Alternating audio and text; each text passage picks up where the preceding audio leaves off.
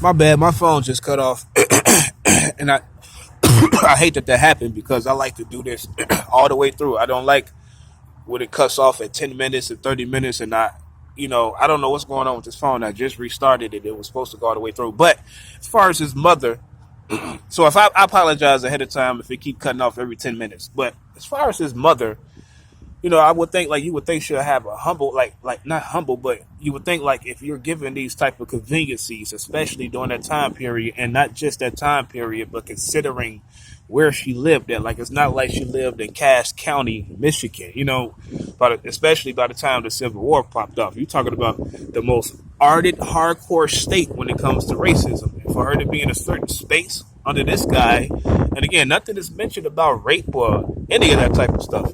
For her to take on this attitude and actually highly suggest that he make sure that he works in the field, and also to witness slaves being whipped. Like to me, that's it's oddly honorable. It's like again, she was trying to prepare him for the real world because this is like he not even 12 years old at this point. By the time he turned 12 years old, that's when she had him sent to Charleston. She asked the slave master to send him to Charleston to do labor work in particular. That's the next thing that caught my attention. So, and also as far as like culturally speaking, they were, I guess you could say ethnically speaking, but more so culture. They were considered Gullah.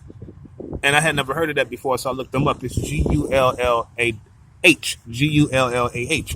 Basically, they just like a group of people that existed, and I think they still exist today, but mostly in like coastal rural areas of South Carolina, Georgia, and I think Florida.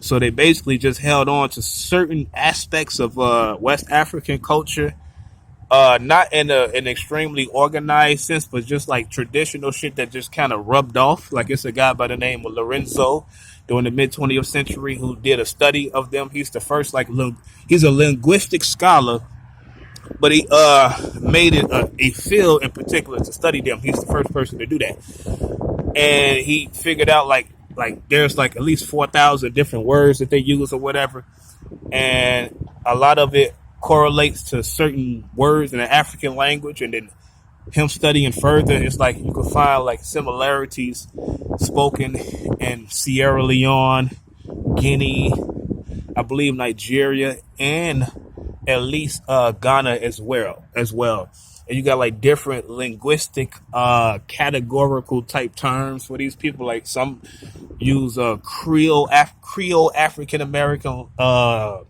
English, etc. You know what I'm saying? And then even included in the Caribbean, he was saying, as far as Lorenzo, there's similarities there with certain words that he used. Again, the list they came up with is like 4,000 words. Now, I looked through a lot of those words. I didn't have the list of all 4,000 words, but I came across at least 20 different words that I heard growing up myself. So it is a little bit of fusion also in terms of the African Americans outside of those three states or whatever. But I wanted to double check, so I typed in Ebonics, and there is a distinction between that and Ebonics. Ebonics is more American made amongst black people.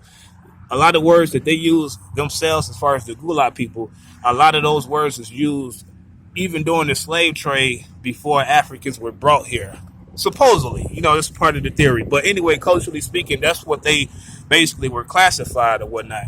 So, I found that interesting. But anyway, going further, by the time he hit 12, his mom, I'm finna put my hoodie on. I ain't got no earphones, by the way. By the time because it's cold out here. I'm in Minneapolis, Minnesota. By the time he hit 12, she asked for him to be sent to Charleston to do labor work. That's exactly what,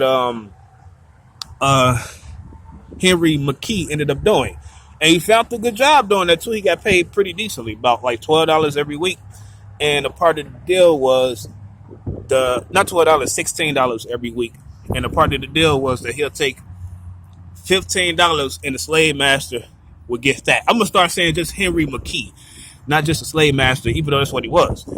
He would get like $15 and then Robert Smalls would keep the remaining dollar. First then he ended up in a hotel, right? He ended up working in a hotel, and then he started doing lamp lighting on the streets. Then after that, Eventually, he ended up at a ship. He ended up working on ships, shit like that. That's how he developed the love for the sea. Now, that's very important because that's like a big part of a lot of the things that went on before the Reconstruction era that he's greatly noted for. Like when I mentioned, what was it in my vlog talking about John Quincy Adams and shit, I brought up a guy by the name of Amistad, who was a famous black spy who helped his spies and the intel that he got helped Americans win the Revolutionary War, etc. And then in chapter 2 of Legends and Lies, I brought up a lady by the name of Maria Rosetta O'Neill. Even though she was an ardent racist, but she was a spy for the Confederates.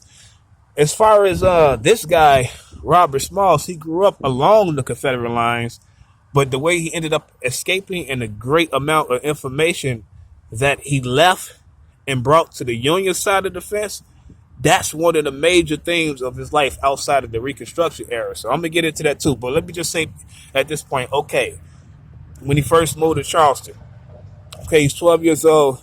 So he's what? It's what? 1851.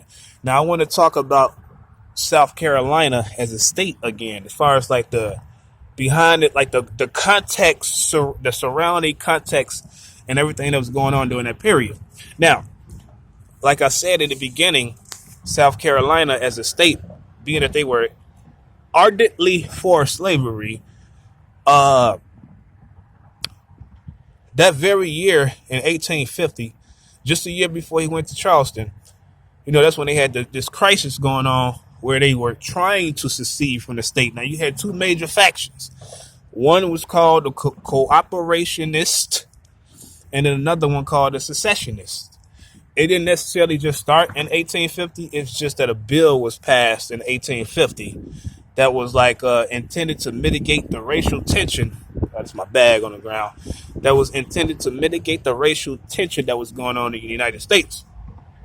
Now, a big part of this, as far as the bill, was after the Mexican and American War that took place from 1846 to 1848. And all of those territories that the United States ended up getting as a result of the Mexican American War, and then annexing them into the Union as a state finally. Now, let me get on that, for example. Okay, all of these different territories, again, I got to mention the Louisiana Purchase from 1803 because that's really where it started at, the big land purchase and all of those, many of those states along the Mississippi River. This will be like the second one to that. You know what I'm saying? The second major one. The northwestern portions of the country, that's different. I think that's between the Russians and the French. That's for a different blog. As far as this portion, it was like at least like, okay, different territories today, you would say within 9 states. One was California. These are the territories that we ended up gaining, by the way. And before I mention all of them, let me just say, a part of this discussion and this big conflict that was going on is like whether slavery would be allowed in these territories. Of course, starting from 1803 with the Louisiana Purchase, the South felt some way about many of the politicians, majority coming from the North, trying to get slavery outlawed in various territories or whatnot. Now, I'm just keeping it fair. That's how I look at it. As far as the South, even though like this started in the 1840s, Harper Williams, right, who I mentioned in chapter 1 as well, based on the facts that he put out in the essays in the book, Pro-Slavery Arguments Maintained by the Most Distinguished Southern Writers. If you go do the math, you go do the numbers, you'll see. He said the commerce, or as far as like slavery itself, the institution, accounted for 3/4 of our foreign, like our commerce period. You know what I'm saying? Our foreign trade, for example, because of the production of cotton in the fields, right? So going back to 1803 and then leading up into the 1840s with these additional territories that Mexico seceded or whatnot, it kind of like exacerbated the racial, well, the economic and racial